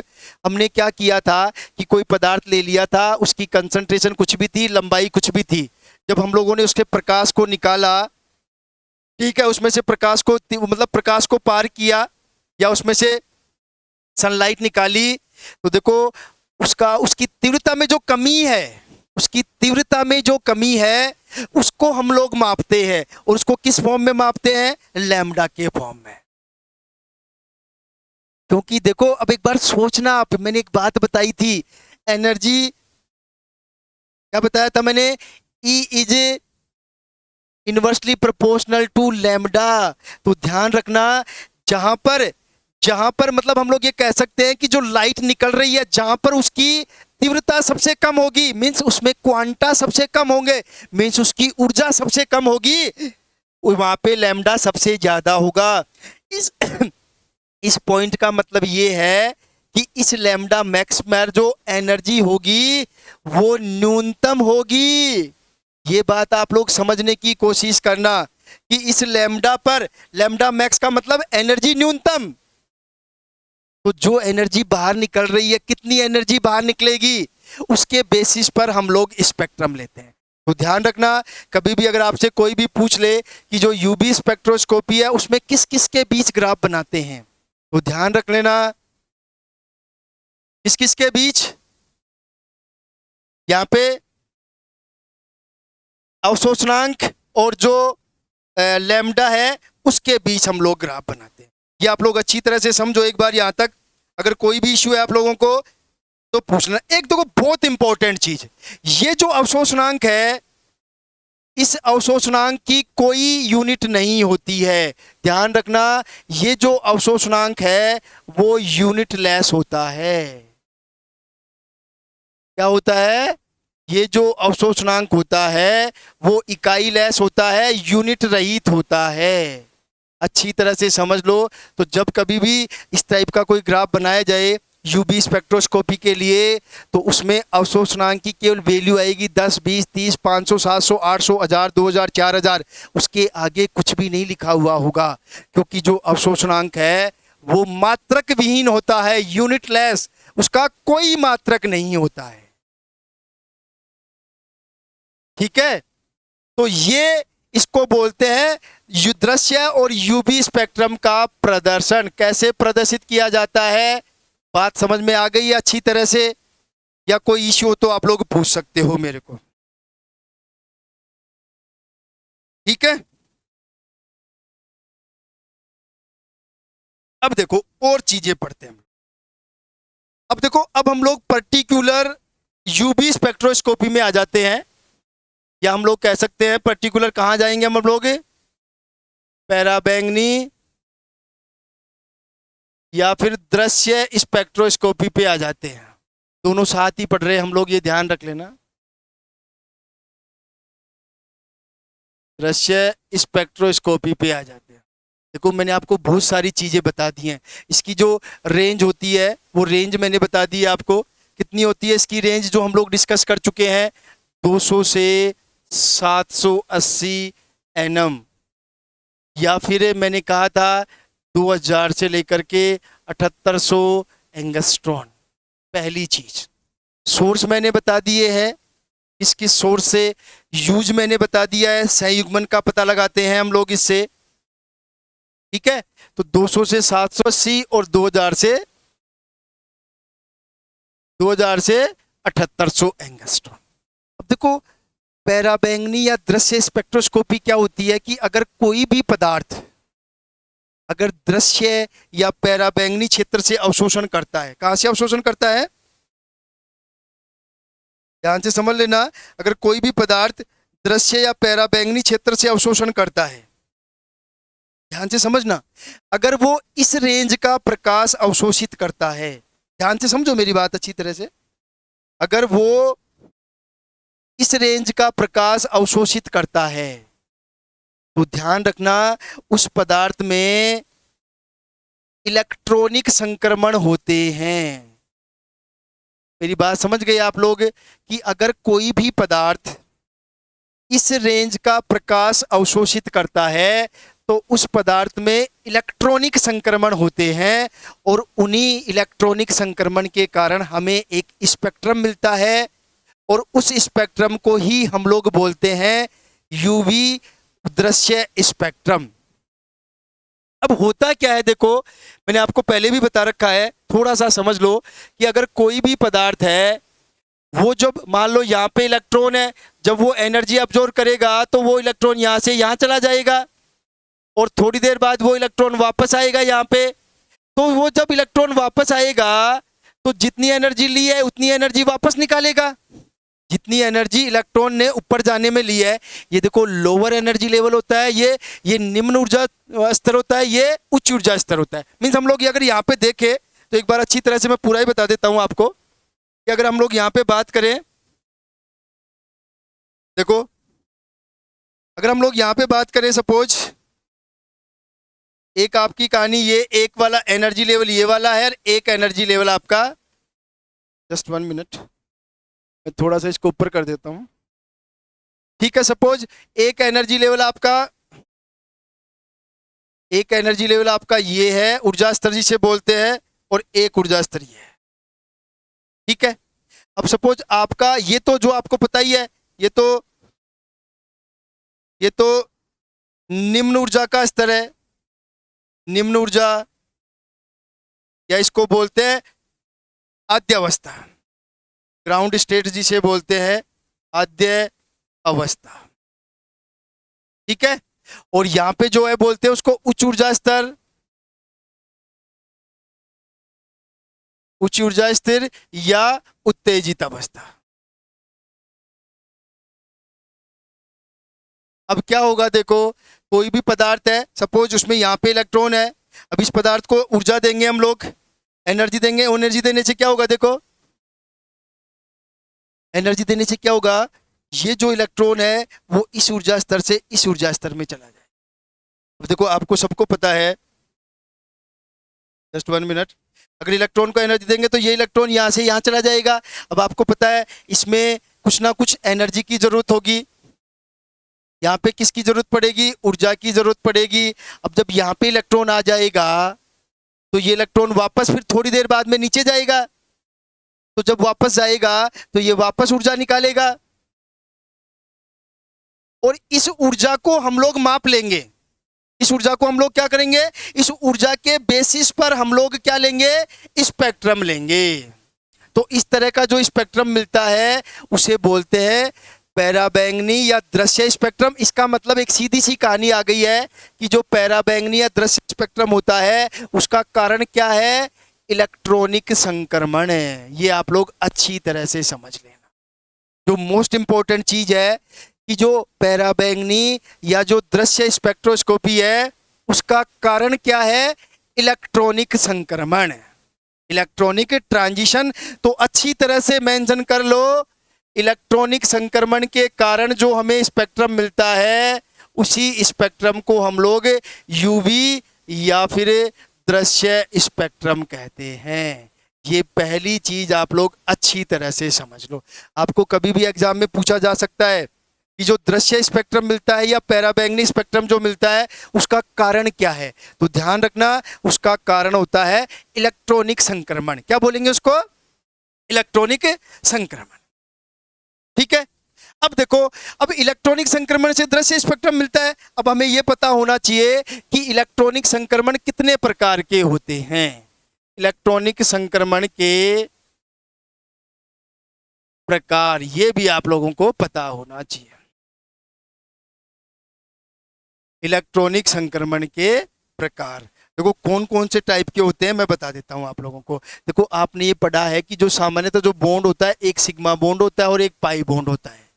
देख ध्यान रखना, चाहे सिग्मा बॉन्ड हो चाहे पाई बॉन्ड हो, हमेशा दो दो इलेक्ट्रॉन होते हैं, ये भी ध्यान रख लेना आप लोग।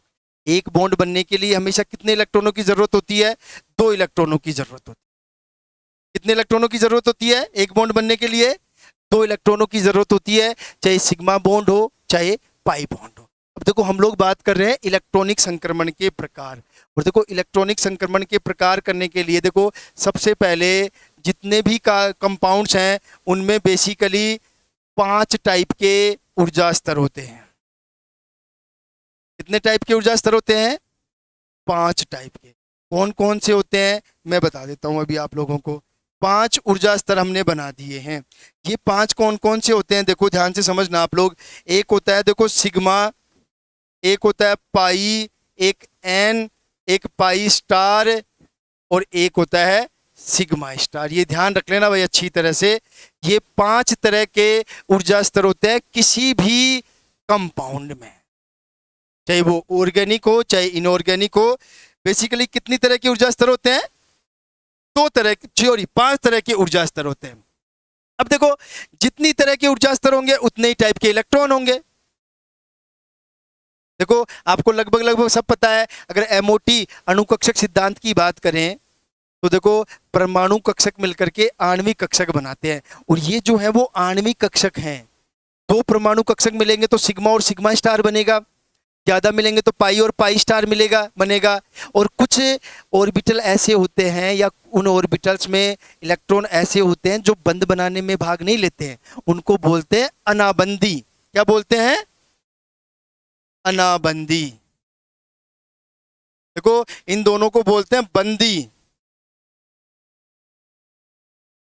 और इनको बोलते हैं प्रतिबंधी, एंटी बॉन्डिंग। क्या बोलेंगे इनको, प्रतिबंधी। अच्छी तरह से समझो भाई आप लोग, ठीक है।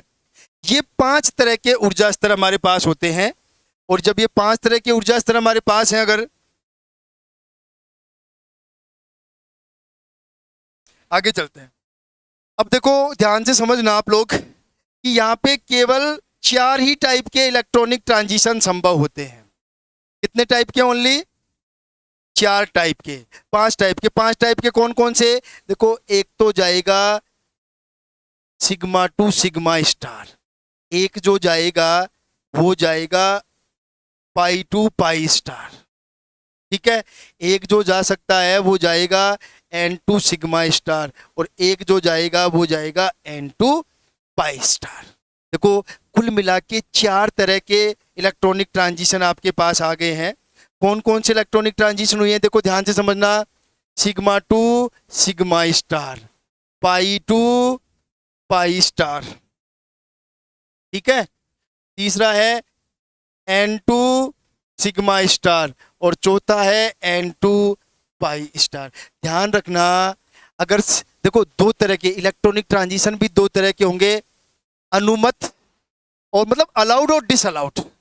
जो ट्रांजिशन होते हैं वो भी 2 तरह के होते हैं, एक अनुमत मतलब जो हो सकते हैं, और दूसरे डिसअलाउड होते हैं, जिनको हिंदी में मेरे याद नहीं आ रहा, जिनको बोलते हैं डिसअलाउड। मतलब एक ट्रांजिशन जो पॉसिबल होते हैं, हो सकते हैं, और एक ट्रांजिशन जो रेस्ट्रिक्टेड होते हैं, मतलब वो अलाउ नहीं होते हैं।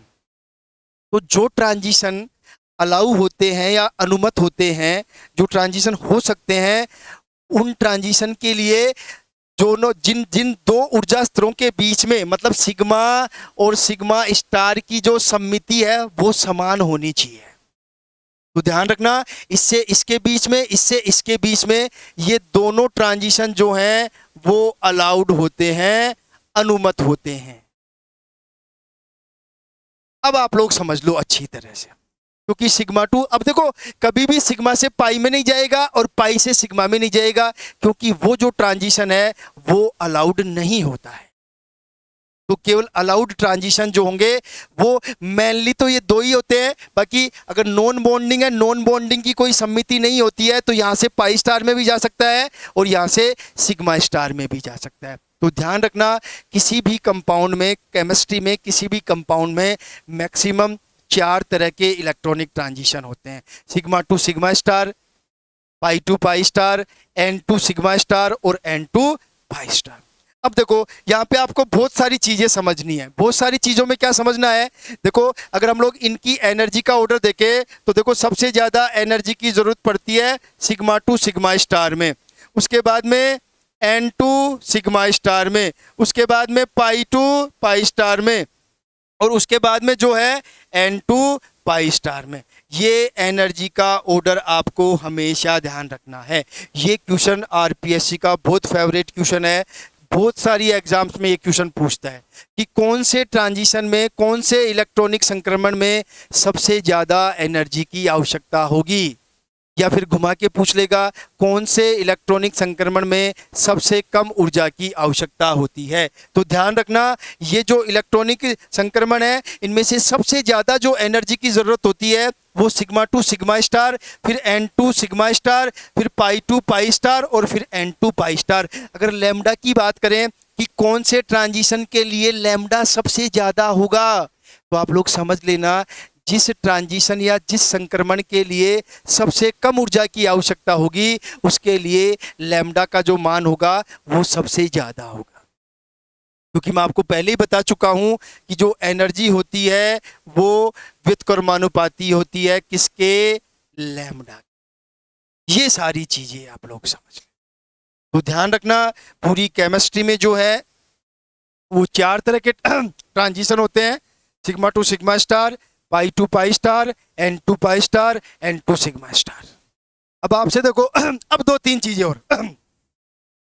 अब देखो दूसरी चीज, ये जो जितने भी संक्रमण हो रहे हैं इनमें जितनी ऊर्जा की आवश्यकता होगी वो पैराबैंगनी और दृश्य क्षेत्र से अवशोषित होगी। अब ध्यान से समझना, जिस भी संक्रमण में अवशोषण अगर पैराबैंगनी क्षेत्र से होगा वो तो आपको दिखाई नहीं देगा, वो रंगीन दिखाई नहीं देगा, ये बोल सकते हैं हम लोग। लेकिन ध्यान रखना, जिस ट्रांजिशन में जिस ट्रांजिशन में अवशोषण अगर दृश्य क्षेत्र से होगा तो वो सारी चीजें हमें जो होगा, वो सारी चीजें हमें कलरफुल दिखाई देंगी। वो सारी चीजें हमें कैसी दिखाई देंगी? कलरफुल दिखाई।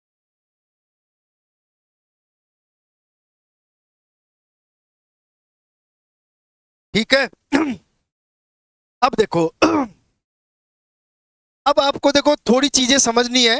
थोड़ी चीजें समझने का मतलब ये है, आप लोगों से कोई ये पूछ ले कि अगर सपोज आपके पास एथेन है, आपके पास एथेन है, तो एथेन में कौन कौन से संक्रमण संभव हैं? ये बड़ा इंपॉर्टेंट क्वेश्चन है, कई बार क्वेश्चन पूछा जाता है कि एथेन में कौन कौन से इलेक्ट्रॉनिक संक्रमण संभव हैं। अब देखो सबसे पहले तो ये देखो कि जो एथेन है उसमें कितने टाइप के एनर्जी लेवल हो सकते हैं। तो ध्यान रखना, इसमें केवल सिग्मा बॉन्ड है और कोई बॉन्ड नहीं है, इसमें पाई बॉन्ड भी नहीं है और इसमें लोन पेयर भी नहीं है, एकाकी इलेक्ट्रॉन युग्म भी नहीं है। ठीक है। अब अगर देखा जाए तो इसमें केवल दो ही एनर्जी लेवल होंगे, एक सिग्मा और एक सिग्मा स्टार। ध्यान से समझ लो भाई, सिग्मा और सिग्मा स्टार। तो ध्यान रखना, इस एथेन में केवल एक ही तरह का ट्रांजिशन संभव होगा और वो जो ट्रांजिशन होगा इलेक्ट्रॉनिक, वो होगा सिग्मा टू सिग्मा स्टार। अब आपसे कोई ये पूछ ले कि अगर आपके पास एथेनॉल है, आपके पास एथेनॉल है, एथेनॉल में कौन कौन से संक्रमण संभव होंगे? आपसे कोई ये पूछ ले कि एथेनॉल में कौन कौन से संक्रमण संभव होंगे, तो देखो एथेनॉल में क्या है, एथेनॉल में देखो सिग्मा बॉन्ड भी है और लोन पेयर भी है। तो ध्यान रखना, यहाँ पे एक एनर्जी लेवल और बन जाएगा एन वाला। तो देखो यहाँ पे एक ट्रांजिशन और पॉसिबल हो जाएगा। तो इसमें दो ट्रांजिशन होंगे, संक्रमण होंगे, एक तो सिग्मा टू सिग्मा स्टार और दूसरा होगा एन टू सिग्मा स्टार। देखो एक एक चीज समझ लो आप लोग ध्यान से। अगर आपसे कोई ये कह दे कि सपोज आपके पास एल्कोहल है, मेथनॉल का तो हो ही गया, खैर तीसरा एग्जांपल लेते हैं हम लोग। आपसे कोई ये कह दे अगर कि आपके पास एल्डिहाइड है, सपोज ये ले लो हम लोग एसिटेल्डिहाइड। तो देखो अब आप लोग समझो, एसिटेल्डिहाइड में तीनों तरह के, देखो यहाँ पे क्या है, देखो सिग्मा बॉन्ड भी है, पाई बॉन्ड भी है और एकाकी इलेक्ट्रॉन युग्म भी है। तो देखो इसमें वो सारे के सारे 5 एनर्जी लेवल बन जाएंगे। और 5 एनर्जी लेवल कौन से होंगे, देखो ध्यान से समझ लो आप लोग। देखो एक तो वही हमारी कहानी है, 5 एनर्जी लेवल बना देता हूं मैं। और जब 5 एनर्जी लेवल होंगे, ध्यान से समझो, तो 5 एनर्जी लेवल होंगे तो वही कहानी वापस, ये सिग्मा, ये पाई, ये एन, ये पाई स्टार और ये सिग्मा स्टार। इसका मतलब इसमें चारों टाइप के ट्रांजिशन होंगे। एक तो सिग्मा टू सिग्मा स्टार हो जाएगा, एक तो सिग्मा टू सिग्मा स्टार हो जाएगा, पाई टू पाई स्टार हो जाएगा, एन टू पाई स्टार हो जाएगा, एन टू सिग्मा स्टार हो जाएगा। तो ध्यान रखना, अगर आपसे कोई ये पूछ ले कि एल्डिहाइड है और ये एल्डिहाइड कौन सा है हमारा, ये एसिटेल्डिहाइड है, तो एसिटेल्डिहाइड में 4 तरह के ट्रांजिशन पाए जाएंगे। और 4 तरह के ट्रांजिशन कौन कौन से होंगे, sigma to sigma star, pi to pi star, ठीक है, एन टू पाई स्टार और एन टू सिग्मा स्टार। ये सारी चीजें आप लोग अच्छी तरह से समझ लो। अब देखो एक बहुत मजे की बात बताता हूं, इन सब में से केवल 2 ट्रांजिशन, इन चारों ट्रांजिशंस में से या इन चारों संक्रमण में से केवल 2 संक्रमण, ध्यान से समझ लेना, एक तो सिग्मा टू सिग्मा स्टार और एन टू सिग्मा स्टार। ये दोनों संक्रमण तो अवशोषित करते हैं ऊर्जा पैराबैंगनी क्षेत्र से, ध्यान रख लेना। और जो बचे हुए 2 हैं पाई टू पाई स्टार और एन टू पाई स्टार, ध्यान से समझ लो भाई, ये तो जो संक्रमण है वो हमेशा अवशोषण करते हैं दृश्य क्षेत्र से।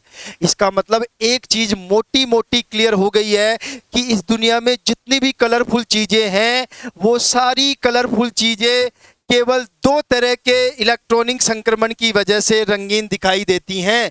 और वो 2 तरह के इलेक्ट्रॉनिक संक्रमण होते हैं पाई टू पाई स्टार और sigma N to pi star. अब देखो एक बहुत अच्छी चीजें मैं बताता हूं जिन चीजों के बारे में आपको पता नहीं है। आपने देखा है, अगर हम लोग वाटर की बात करते हैं, अगर हम लोग H2O की बात करें, तो देखो आपको पता है H2O में भी अगर मोटा मोटा क्राइटेरिया देखें तो दो ही तरह के इलेक्ट्रॉनिक ट्रांजिशन हो सकते हैं। कौन कौन से होंगे भाई वाटर में, अच्छी तरह से समझ लो। एक तो होगा सिग्मा टू सिग्मा स्टार और एक होगा N2 सिग्मा स्टार। चेक कर लो भाई आप लोग। इसलिए देखो, और ये दोनों जो है वो पराबैंगनी क्षेत्र से अवशोषण करते हैं, इसलिए पानी का कोई कलर नहीं होता है। अब आप लोगों को आज समझ में आ गई कहानी कि पानी रंगहीन क्यों होता है। क्योंकि पानी में जो इलेक्ट्रॉनिक ट्रांजिशन होते हैं वो दृश्य क्षेत्र से अवशोषण नहीं करते हैं, वो दृश्य क्षेत्र से अवशोषण नहीं करते हैं। अब आप लोग देखो, पेट्रोल देख लो, डीजल देख लो। पेट्रोल और डीजल भी ये मान लो कलरलेस होते हैं। पेट्रोल अगर डीजल की बात करें तो वो भी कलरलेस होते हैं, क्योंकि पेट्रोल और डीजल जो हैं वो केवल और केवल एल्केन से मिलकर के बने होते हैं। और अगर केवल एल्केन है तो एल्केन में केवल एक ही टाइप का ट्रांजिशन होगा, sigma to sigma star. Alkane में कौन सा ट्रांजिशन होता है? केवल एक ही टाइप का। कौन सा? Sigma to sigma star. इसलिए पेट्रोल डीजल भी कलरफुल नहीं होते हैं। आप उठा के देख लो, कितनी भी शर्ट, कितने भी कपड़े, जो भी आपको रंगीन दिखाई दे रहा है, उनके रंगीन होने का एक ही कारण है, इलेक्ट्रॉनिक संक्रमण। और वो भी वो इलेक्ट्रॉनिक संक्रमण पाई टू पाई स्टार और N2 पाई स्टार, जो कि प्रकाश के दृश्य क्षेत्र से अवशोषण होता है। जैसे आप लोग देखो, एक एग्जांपल बताता हूं। ये आपसे कोई ये पूछ ले कि पानी तो कलरलेस है, ध्यान से समझना, जो पानी है वो रंगहीन है, पेट्रोल डीजल सब रंगहीन है। अल्कोहल आपने देखा है, जस्ट बुरा मत मानना, बता रहा हूँ, ये जो लोग अल्कोहल पीते हैं, आपको सबको पता है अल्कोहल जो पिया जाता है वो भी कलरलेस है, क्योंकि पीने वाला जो अल्कोहल है वो है एथेनॉल। और एथेनॉल में आपको पता है केवल दो ही तरह के ट्रांजिशन होंगे, सिग्मा टू सिग्मा स्टार और N2 sigma star. Sigma to sigma star और N2 सिग्मा स्टार। इसलिए देखो, एथेनॉल में भी इन दोनों में से कोई संक्रमण नहीं हो रहा, इसलिए एथेनॉल भी कलरलेस, मतलब रंगहीन। बहुत इंटरेस्टिंग चीजें हैं। अब आपसे कोई ये पूछ ले कि मिरिंडा, मिरिंडा जो कोल्ड ड्रिंक है, आपने पिया होगा खूब, मिरिंडा जो पीते हैं हम लोग, मिरिंडा का ध्यान, मेरे को मिरिंडा का आइडिया और भी होता है, कोका कोला वगैरह, हम मिरिंडा की बात कर लेते हैं। अब आपको पता है मिरिंडा में पानी भी होता है, लेकिन फिर भी मिरिंडा तो ऑरेंज कलर का होता है। तो कोई बता सकता है कि ये ऑरेंज कलर का क्यों होता है? आपसे कोई ये पूछ ले कि मिरिंडा तो पानी से मिलकर, देखो पानी तो मिलाया जाता है, उसमें संतरे का रस मिलाते हैं। तो आपसे कोई ये पूछ ले कि जो मिरिंडा होता है वो ऑरेंज कलर का किस कारण से होता है, जबकि पानी तो रंगहीन होता है।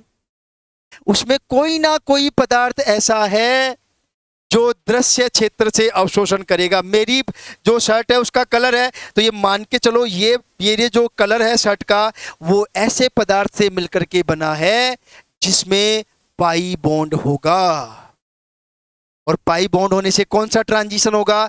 पाई टू पाई स्टार ट्रांजिशन होगा। कौन सा ट्रांजिशन होगा? पाई टू पाई स्टार ट्रांजिशन होगा।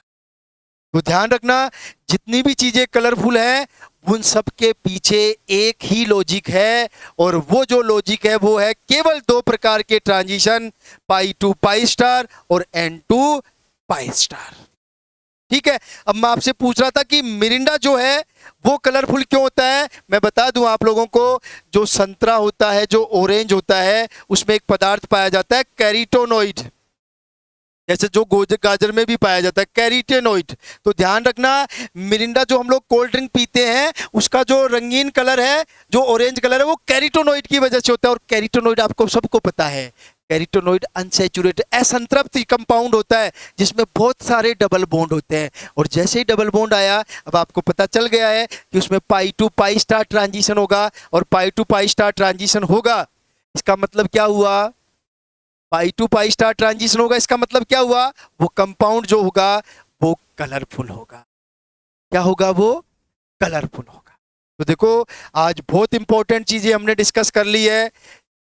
ट्रांजिशन कितने प्रकार के होते हैं, संक्रमण कितने प्रकार के होते हैं, कौन से यौगिक में कितने प्रकार के संक्रमण संभव हैं, उनके एनर्जी का ऑर्डर, कौन से संक्रमण के लिए सबसे ज़्यादा एनर्जी चाहिए, उसके बाद कौन से संक्रमण के लिए, वो सारी चीज़ें आप लोगों को पता होनी चाहिए।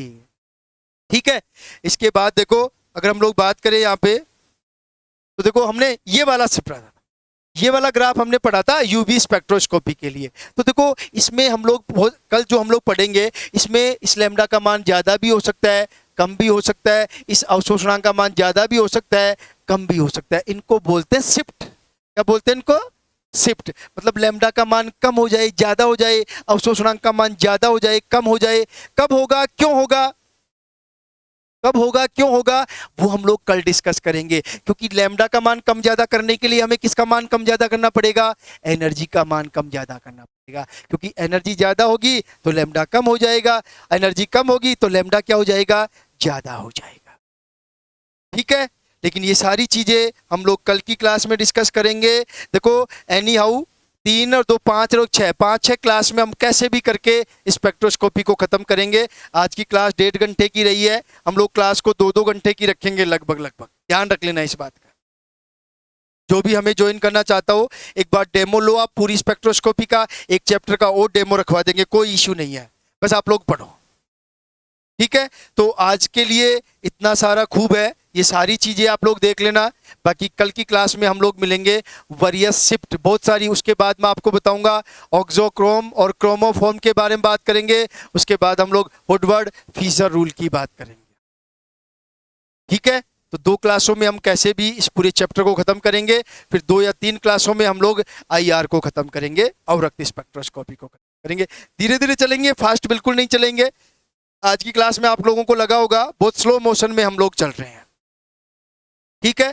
किसी को कोई इश्यू नहीं है तो आज की क्लास हम लोग खत्म करते हैं। कल सेम वही 9:30 बजे हम लोग YouTube पे मिलेंगे इसके नेक्स्ट पार्ट के लिए। तब तक के लिए सबको नमस्कार, गुड नाइट, शुभ रात्रि।